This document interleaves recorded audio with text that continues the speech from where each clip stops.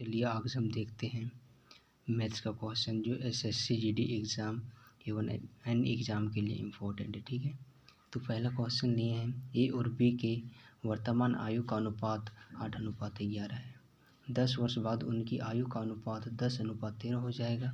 ए की आयु ज्ञात करें। चूँकि यहाँ पे क्या है, अनुपात में दिया, तो इसलिए ए का मान 8x मानेंगे, x मानना पड़ेगा, और बी 11x लेंगे। ठीक है, 8x + 10, 10 वर्ष के बाद बोलो तो +10 नहीं है, बट्टा 11x + 10 बराबर अनुपात दिया है 10/13। ठीक है, तो इसको क्रॉस मल्टीप्लिकेशन गुना करेंगे, इतना आ गया। ठीक है, गुना करने के बाद 13 से 104x + 130 बराबर ऐसे 110x + 100।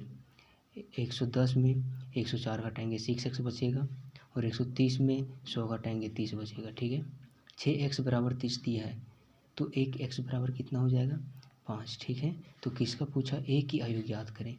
तो ए का यहाँ कितना माने हैं, 8x, तो 8x, x की जगह पर क्या है 5, तो 8 × 5 = 40 वर्ष जो है इसका करेक्ट आंसर होगा। ठीक है, दूसरा क्वेश्चन हम देखेंगे, यदि ए अनुपात बी बराबर 2:3 है तथा ए अनुपात सी बराबर 2:7 है, तो बी सी बराबर होगा। बी सी बराबर तो हम मानते हैं ए बी सी। ठीक है, ये भी 2 3 दिया है, 2 3 लिखेंगे फर्स्ट रो में। ठीक है, 2:3, और ए सी दिए। ठीक है, ए सी दिए। ठीक है, तो यहाँ पे हमको ऐसे लेना पड़ेगा, ऐसे नहीं, ऐसे बी ए सी। ठीक है, बी ए, इसका उल्टा बी कितना हो जाएगा 3, ये 2, और फिर से ए कितना हो जाएगा 2, नीचे पर रो में लिखेंगे, और सी 7, इसको भरेंगे। इसके बगल में कौन आएगा, हाँ इसके खाली है, तो इसके बगल में कौन है 2, तो 2 यहाँ भरेंगे, फिर ये खाली है, तो इसके बगल में कौन है 2, फिर यहाँ भरेंगे, और 7 दूनी 14 हो जाएगा। गुना करेंगे, अनुपात 2 दूना 4, अनुपात 3 दूना 6, तो ए अनुपात सी पूछा है। ठीक है, तो ए का कितना है 4, और सी का 14, एक कट जाएगा 2 से दोनों, तो कितना हो जाएगा 2:7 इसका आंसर हो जाएगा। ठीक है, चलिए अगला क्वेश्चन देखते। ठीक है, क्वेश्चन है, दो संख्याओं 5:11 के अनुपात में है और दोनों संख्याओं का योग 400 है, बड़ी संख्या ज्ञात करें। ठीक है, तो ये चूँकि अनुपात में है इसलिए पहले बताए हैं कि x मानना पड़ेगा, और दोनों का योग बड़ी संख्या मान लेते हैं हम, क्या हो जाएगा, बड़ी संख्या में हम 11x मानते। ठीक है, तो छोटा संख्या ऑटोमेटिक है कि 5x होगा, और दोनों संख्याओं का योग कितना हो जाएगा 11x + 5x बराबर 400। ठीक है, 11 × 5 = 16x हो जाएगा। ठीक है, 16x बराबर 400, तो x बराबर कितना हो जाएगा 25, भागा देंगे तो। ठीक है, तो क्या पूछा है, बड़ी संख्या ज्ञात करें। बड़ी संख्या हमने क्या माना था 11x, तो 11x का मान ज्ञात करना है, 11 × 25 कितना हो जाएगा 275, इसका आंसर हो जाएगा। अगला क्वेश्चन देखते हैं। ठीक है, तो अगला क्वेश्चन है, यदि √2n बराबर 64 हो तो n का मान क्या होगा। तो √2n को रूट से हटाएंगे तो क्या हो जाएगा, ये रूट है, रूट को हटाने के बाद 2n का पावर 1/2 हो जाएगा बराबर 64। ठीक है, जब ये इसमें गुना होगा तो क्या हो जाएगा 2n/2 बराबर 64 को हम लिखना पड़ेगा ए 2 का बेस में। ठीक है, तो 2 का पावर कितना हो जाएगा 6, 2 का पावर 6 बराबर 64 होता है। ठीक है, तो क्या पूछा है, n का मान पूछा है, तो n/2 बराबर कितना हो जाएगा 6 हो जाएगा। n/2 पावर वाला लिए थे, ये भी पावर वाला लेना पड़ेगा। ठीक है, इसलिए n/2 बराबर 6, तो n बराबर कितना हो जाएगा, क्रॉस मल्टीप्लिकेशन गुना होगा, इसके नीचे कुछ नहीं 1 है, तो ऐसे क्रॉस मल्टीप्लिकेशन गुना होगा तो n बराबर 12 इसका आंसर है। ठीक है, अगला क्वेश्चन देखते हैं हम, अगला क्वेश्चन देखेंगे। ठीक है, दिया है 5 का पावर x + 3 बराबर 25 का पावर 3x - 4 हो तो x का मान ज्ञात करने बोल रहा है। ठीक है, तो इसको करेंगे हम पहले, 5 का पावर दिया है x + 3 बराबर 25 को भी बेस सेम करना पड़ेगा। ठीक है, तो 5 का स्क्वायर हो जाएगा, और इंटू 3x - 4। ठीक है, तो x + 3 बराबर ये गुना करेंगे, एक्स का मान पूछे चूँकि, ठीक है, तो हमको बेस छोड़ देना, ये लेना है, ठीक है, पावर का लेना है। तो अंदर गुना होगा 3 दूनी 6 एक्स हो जाएगा, माइनस 4 दूना 8, ठीक है। तो ये इधर जाएगा, ठीक है, ये पावर जो है इधर जाएगा, तो इसमें घट जाएगा 5 एक्स बराबर कितना हो जाएगा, ये इधर जाके माइनस में हो जाएगा, तो माइनस माइनस 11 हो जाएगा, ठीक है। तो एक्स बराबर कितना हो जाएगा 11/5 इनका आंसर हो जाएगा, ठीक है। अगला क्वेश्चन देखते हैं। चलिए अगला क्वेश्चन देखते हैं। √3 क्यू √2 √100 क्यू √3 4 है, ठीक है। √100 के अंदर 4 है, में सबसे छोटा कौन है, सबसे छोटा ज्ञात करना, ठीक है। इसको तोड़ेंगे तो रूट का जानते हैं 1/2 होता है मान, ठीक है। इसको तोड़ेंगे तो 2 हो जाएगा बेस, और इसका हो जाएगा 1/3, ठीक है, पावर वाला ये हो जाएगा। ये कुछ नहीं यहाँ, तो रूट का पावर होता है 1/2, ये बेस 4 होगा इसका, और कुछ नहीं तो 1/3, ठीक है। अब हमको क्या करना होगा, सबके पावर के बट्टा में जो है उसका एलसीएम लेते हैं, ठीक है। मान लो यहाँ जैसे देखो, ठीक है, 2 ये 2 है, 3 है, 2 है, 3 है, फिर 2 3 2 3 का एलसीएम लेते हैं, 2 से जाएगा 1 1, फिर 3 से जाएगा, ठीक है, 1 1 3 दूनी 6 एलसीएम होगा, तो 6 एलसीएम हुआ तो सबको 6 से गुना करते हैं, ठीक, 6 से गुना करें, 3 से कट गया 2 बार में 6, 2 से कट गया 3 बार में 6, 3 दूना 6 और 2 3 6, ठीक है। 3 का पावर 3 है, 3 का पावर यहाँ 3 बचा, यहाँ 2 का पावर 2 बचा, यहाँ 2 का पावर 3 बचा, 4 का पावर 2 बचा, ठीक है। अब गुना कर, इसका लिखना पड़ेगा, गुना करके 3 3 9 3 27 हो जाएगा इसका, 2 दूना 4, 2 दूना 4 दूना 8, 4 4 जगह 16, तो क्या बोले सबसे छोटा कौन सा है, सबसे छोटा कौन है 4, तो 4 मतलब ये आंसर हो गया, ठीक है आपका, ठीक है। अगला क्वेश्चन देखते हैं हम लोग अब, ठीक है। तो अगला क्वेश्चन देखिए, √105 प्लस √111 प्लस √119 प्लस √129 प्लस √149, ठीक है। इसको सॉल्व करना होगा, तो सबसे पहले पीछे से सॉल्व होता है, ठीक है। मानते क्या दिया है, √105 दिया है, फिर √111 दिया है, फिर √119 दिया है, फिर √129 दिया है, प्लस 49 का √100 क्या होता है 7, तो यहाँ 7 ऐड कर देंगे, ठीक है। फिर आगे जाएंगे तो यहाँ कितना हो जाएगा, √105 √111 प्लस √119, ठीक है, प्लस 29 और 7 कितना हो जाएगा 36, 36 का स्क्वायर की 36 किसका स्क्वायर होता है 6 का होता है, तो यहाँ 6 ऐड करेंगे। फिर से आगे जाएंगे 5 हो जाएगा, √111 हो जाएगा, प्लस 19 और 6 कितना होता है 25, 25 किसका स्क्वायर होता है 5 का, तो यहाँ 5 ऐड करेंगे, ठीक है। तो यहाँ हो जाएगा 5 प्लस 11 5 16, 16 किसका √100 होता है 4 का, तो 4 और 5 और 4 9, 9 का हो जाएगा 3, तो यहाँ आंसर हो जाएगा 3 आपका, ठीक है। आगे क्वेश्चन चलते हैं। अगला क्वेश्चन दिया है क्या, दो संख्याओं का योग 40 है तथा उनका अंतर 4 है, संख्याओं का अनुपात क्या होगा। पहला क्या दिया है, दो संख्याओं का योग, योग कितना दिया है 40, संख्या मान लेते हैं x और y, ठीक है। तो x प्लस वाई बराबर कितना दिया है 40, और उनका अंतर x माइनस वाई बराबर 4 दिया है, ठीक है। तो संख्याओं का अनुपात क्या है, ठीक है। तो एक प्लस में है माइनस में, यहाँ माइनस प्लस माइनस, ठीक है, वाई वाई कट गया, 2x बराबर हो जाएगा कितना 44, x बराबर 22। अब फर्स्ट समीकरण में हम y का वैल्यू निकालते, ठीक है। x प्लस वाई बराबर 40 है, ठीक, इतना तो जान रहे हैं। x का वैल्यू 22 है, तो y का क्या हो जाएगा 40 माइनस 22, तो y बराबर 18 हो जाएगा, और जिसका अनुपात पूछा किसका x अनुपात y, तो x 22 y 18 आ गया, ठीक है। तो दोनों कट जाएगा 2 से, कितना हो गया 11:9 आपका आंसर होगा, ठीक है। अगला क्वेश्चन की ओर चलते हैं। चलिए आपके सामने एक अच्छा क्वेश्चन है, इसको सॉल्व करके देखिए आप लोग, ठीक है। तब तक हम बताते हैं, कोशिश कीजिएगा सॉल्व करने का। कोई दुकानदार 2 पेन को प्रति पेन 50 रुपये के हिसाब से बेचता है। एक पेन पर उसको 10% का लाभ होता है, ठीक है। एक पेन पर उसको 10% का लाभ और दूसरे पर 10% की हानि होती है, तो उसको कितने प्रतिशत लाभ या हानि होगा, ठीक है। ये जो 50 रुपये दिया है इसका कोई यूज़ नहीं है क्वेश्चन में, ठीक है। एक पेन पर उसको 10% का लाभ होता है। आप लोग जानते होंगे 10 का 10% कितना होता है, नहीं जानते होंगे तो सीख लीजिए। 10 का 10%, ठीक है, कितना होगा, 0 0 कट गया, 1 होगा, ठीक है।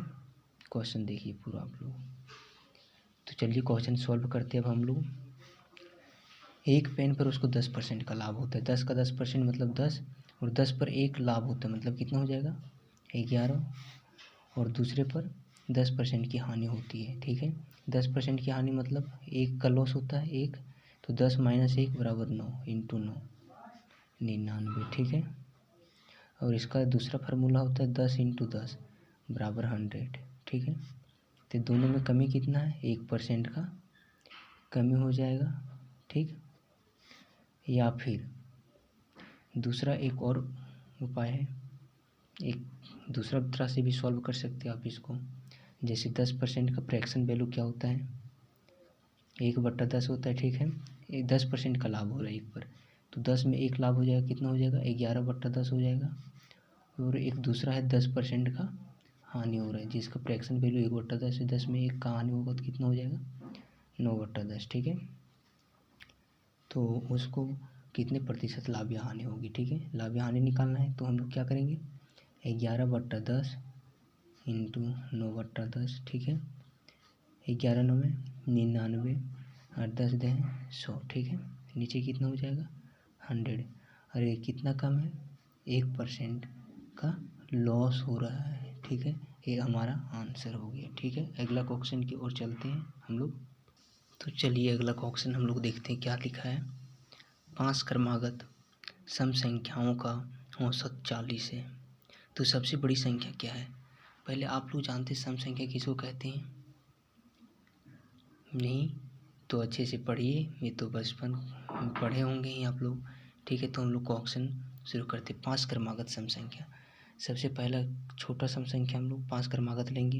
पहला x लेंगे, दूसरा x + 2 लेंगे, तीसरा x + 4 लेंगे, चौथा x + 6 लेंगे, और 5वां क्या लेंगे, x + 8, और सबका औसत कितना है, 40 है। तो इसको जो ऐड करना होगा, x + 2 + x + 4 + x + 6 + x + 8 बराबर 40 दिया है, और औसत पूछा है ना, तो बट्टा क्या करना होगा, कितना, 5 को सम संख्या पूछा है इसलिए बट्टा 5 करना होगा, ठीक है।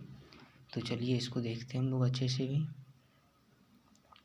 कितना हो जाएगा, 1x 2x 3x 4x 5x, 5x + 2 और 4 6 6 12 8 20, ठीक है, बराबर इसको क्रॉस मल्टीप्लिकेशन गुना करते हैं, ठीक है। 40 बचे कितना हो जाता है, 200, ये उधर जाके घट जाएगा। 5x बराबर कितना हो जाएगा, 180, x बराबर कितना हो जाएगा, 5 से भागा देंगे तो 36 बार में जाएगा, ठीक है। बड़ी संख्या क्या होगी, सबसे बड़ी संख्या पूछ रहे, सबसे बड़ी संख्या क्या है, x + 8, तो x + 8 का वैल्यू पूछ रहे थे। x कितना हम लोग निकाले, 36 + 8 कितना हो जाएगा, 44, इसका आंसर हो जाएगा। और अगला क्वेश्चन की ओर हम लोग अब चलते हैं। अगला क्वेश्चन की ओर हम लोग चलते हैं। क्वेश्चन है, किशन किसी कार्य को 12 दिन में तथा रामू 15 दिन में पूरा कर सकता है, ठीक है। तो बताइए दोनों मिलकर उस कार्य को कितने दिन में पूरा करेगा। किशन कितना दिन में कर सकता है किसी कार्य को, 12 दिन, और रामू कितना दिन में, 15 दिन में कर सकता है, ठीक है। 12 और 15 का एलसीएम कितना हो जाएगा,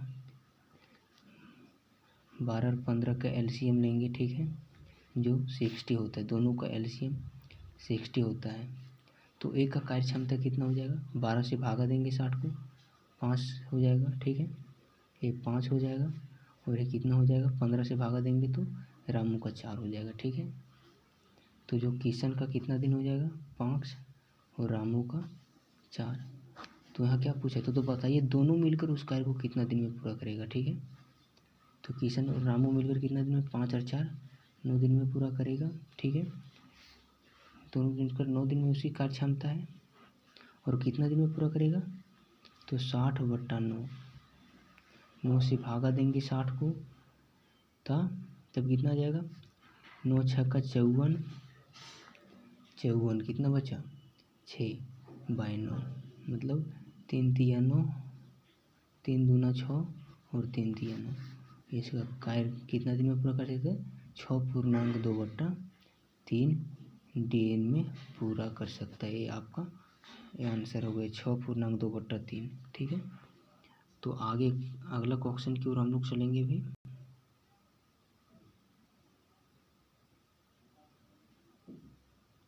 देखिए अगला क्वेश्चन क्या है, अगला क्वेश्चन है कि 1500 रुपये का 8% की दर से 3 वर्ष का साधारण ब्याज ज्ञात करें। तो आप लोग जानते होंगे सिंपल इंटरेस्ट का फॉर्मूला क्या होता है। सिंपल इंटरेस्ट मतलब साधारण ब्याज, PRT/100। P क्या होता है, P बराबर मूलधन होता है, R बराबर दर होता है, T बराबर समय होता है, टाइम, ठीक है। तो इसका मूलधन कितना दिया, 1500, दर दिया 8% और समय दिया 3 वर्ष, ठीक है, बटा 100। इसको 00 2 0 कटेगा, 15 तिया 45 हो जाएगा, 45 8 360 रुपीज़ हो जाएगा, ठीक है। तो अगला क्वेश्चन की ओर हम लोग चलते हैं। चलिए अगला क्वेश्चन की ओर चलते हैं। क्या क्वेश्चन, एक पुत्र और पिता की आयु का अनुपात 1:4 है, 9 वर्ष बाद उसका अनुपात 2:5 होगा। पुत्र की वर्तमान आयु ज्ञात करें, ठीक है।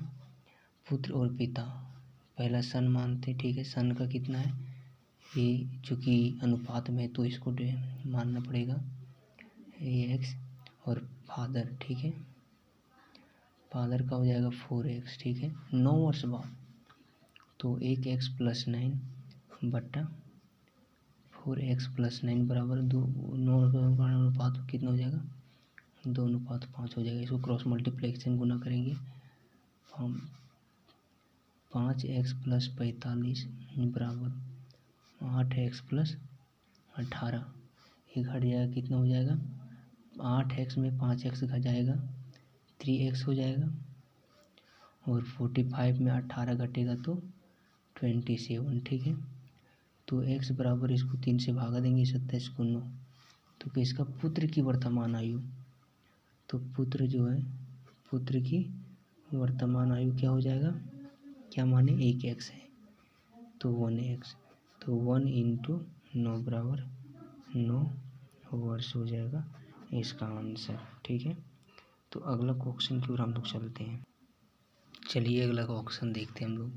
क्या है, एक टेलीविज़न का अंकित मूल्य 12,000 रुपये है और दुकानदार उस पर 5% की छूट देता है, तो उसका विक्रय मूल्य क्या होगा, ठीक है। विक्रय मूल्य पूछ रहा है। हम लोग पहले 5% का फ्रैक्शन वैल्यू कितना होता है, 5% का फ्रैक्शन वैल्यू 1/20 होता है। 5% की छूट देता है मतलब 5 में 1 छोड़ देता है, तो कितना हो जाएगा, 19/20, ठीक है। और क्या है, अंकित मूल्य, जो खरीदता है वो कॉस्ट प्राइस, 20 का वैल्यू दिया है 12,000, ठीक है। तो एक का कितना हो जाएगा, 600 हो जाएगा, ठीक है। तो आपसे किसका वैल्यू पूछ रहा है, 19 का वैल्यू पूछ रहा है।